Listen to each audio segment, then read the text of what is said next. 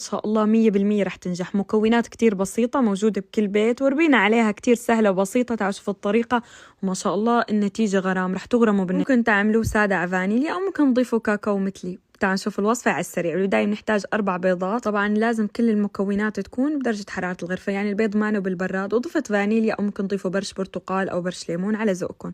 ما بتحتاج الوصفة كمان لمضرب كهربائي. بنضيف السكر بالتدريج، طبعا أنا ضفت كاسة ونص لأنه ضفت كاكاو، بتعرفوا الكاكاو والخام بتكون طعمته مرة. فهون حطينا 4 بيضات، كاسة ونص سكر، 3/4 الكاسة زيت نباتي، وكاس حليب دافي، يفضل تستخدموا دافي رح تفرق النتيجة معكم. بعدين ضفت كاستين طحين أبيض عادي متعدد الاستعمالات، ونص كاسة كاكاو. هي إذا بدكم إياه على كاكاو، إذا بدكم إياه سادة فضيفوا نص الكاسة الكاكاو استبدلوها بطحين، يعني فقط كاسين ونص طحين.